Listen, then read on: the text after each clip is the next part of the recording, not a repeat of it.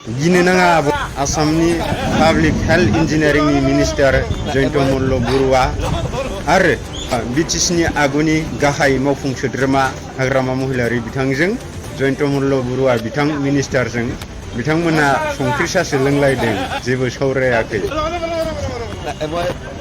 सावरायाखै बड'लेण्ड रादाब एफा गले गले होबाय थानो नांलाया नङा होमबा। दा नोंथांमोना बिटिसिआव एलएन सरकार, आसाम एसेम्ब्लियाव बिजेपिजों एलएन सरकार आरो दिल्लीयावबो बिजेपिजों एलएन सरकार। बेबायदि थासेयाव सामान्य जोंनि बिपिएफनि आफादगिरि बा आगुनि बिटिसिनि मावफुं सोद्रोमा हाग्रामा महिलारि बिथांजों जयन्त मल्ल बरुवा बिथांजों दान्दिसे सावरायलायनायाव संख्रि सासो लोंलायदों।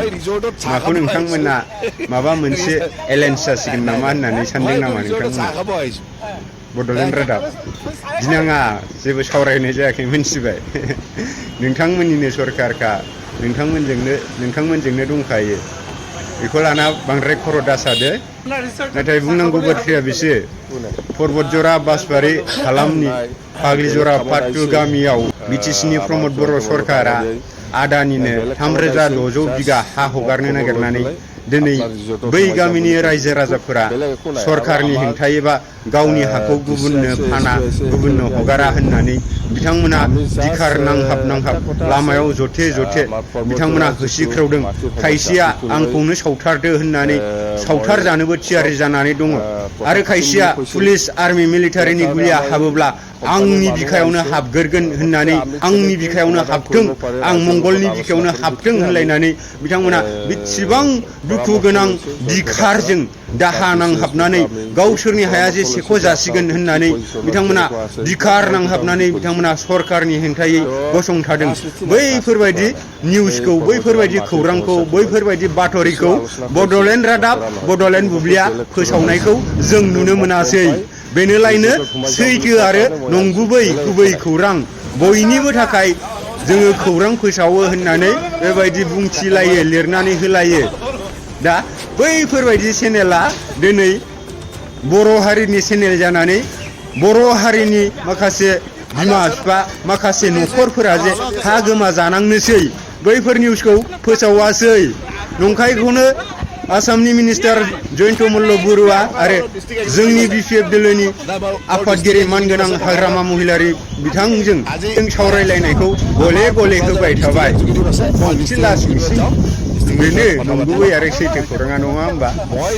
नोंथांमोननि गोसो सोरनिबा दुखु दाहाखौ होगोन ना होआ नङा होमबा। नोंथांमोननि गोसो बिथांमोनखौ गले गले खोन्थानायाबो नोंथांमोननि गोसो। जायखिया थेवब्लाबो बुंबाय आरोना, माने होथारनांगौखौ होआलासिनो बबेबा निउसखौल' गले गले होबाय थानायखौ एसे बोरैबा नुदों आरोना, बेखायनो बुंनाय जाबाय। दुखु मोना नोंथांमोननि गोसोनि खोथा। खिन्थु आं सानो बै फाग्लिजरा पार्ट 2 गामिनि रायजो राजाफोरा जे बे हाखौ हगारा होननानै बिथांमोना जे बेयाव सरकारनि हेंथायै गसंथादों, बैफोर खौरांफोरखौबो फोसावोब्ला मोजां जायो आरोना, मानोना बर'नि चेनेल नालाय। दा नोंथांमोननि गोसोसो होनाय होयियालाय नङा होमबा। नोंथांमोननि गोसोसो होनाय होयिया जोंलाय मा बुंनो। एसे बुंबाय आरो दा दुखु मोनबाय। दुखु दा मोनसै दे बड'लेण्ड रादाब, बड'लेण्ड बुब्लि दे। लोगोसेनो बिटिसि बिटिआरनि इउपिपिएल सरकारा बिराद हा होबाय होननानै लाबाय थायो। हा होनो ना हा सेख'ना लानो नागिरदों? हा होनना हा सेख'ना लानो नागिरदों? बिराद बिगा हा होबाय खिन्थु हासो सेख'ना लानो नागिरदों। बिनिफ्राय मा बुंदों, फेरेंगावना दुगाना लाबाय थायोलै प्रमद मोनहा, दुगा बुंबाय थायो जों इसिखिनि हा होबाय, इसिखिनि हा होबाय होननाय। दा जोंहा बिपिएफनि MCLA बिथां दाजु बा रितन्जय नार्जारि बिथाङा दा बेखौनो एसे बुंदोंलायनो आरो। दा बेखौबो नायदो नङा होमबा। बिराद हा होबाय होनना बुङोना गोरिबफोरनो फेरेंगाया। आसा बे जायगायाव मोनदों सोरबा? सोरनो होदों? खोनासंदो दा, सोरनो होदों? जत्त' जोंनि बिटिसिनि खालि हाखौ मा खालामदों बे फेरेंगाया? गावनि माखासे मानसि लगायनानै बिजामादै आरो सोरबा NDBनि फंबायफोरखौ लानानै मा खालामदों? सोरनिबा नामाव बिदिनो 10 बिगा, 20 बिगा, 25 बिगा बै कास्टलेण्ड गिजारलाइन बिजारलिनखौ मा खालामदों नामजारि फात्ता होयै होयै फानै फानै जागासिनो दं शान्ति बबाव उन्नति बिसोरो थगाय थगाय जाबोगासिनो दं खामानियाथ' मोनसेबो गैयालै रायजोफोर अबाव मा गोदानथ' बारहो रेफारिंखौ नों मानो खालामजाया लामाफोरखौ बे बबाव मावदोंफ्राय बे आरोखि दाथ' माबा एमजि रेगानि खामानिया मावाखै खुन्थिया गायद्लागासिनो दं जों हले आरथिया होबाय रायजोफोर जोङो आरथिया होबाय आं अन्तत मानो आननिसारि बिसोर थाखा बख'ना जागोन खामानिखौ मावाखै आरथिया होजोबनांगौ बे आं इनकुवारि जागोन बे आरोखि दा खामानिया जानांगौ जा बास ओमफ्राय बिला बख' नङा होमबा थगायनानै जाजोबनाय जोंनो उन्नतिसो नांगौ उन्नति जायोबा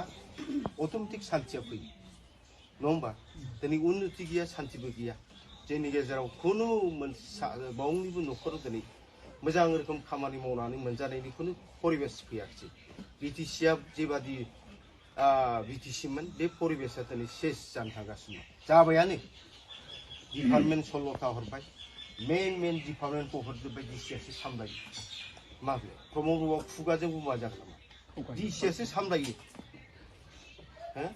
बे जेसेबांखि होनामोन प्रमद बर'आ खामानि मावनो हायाखै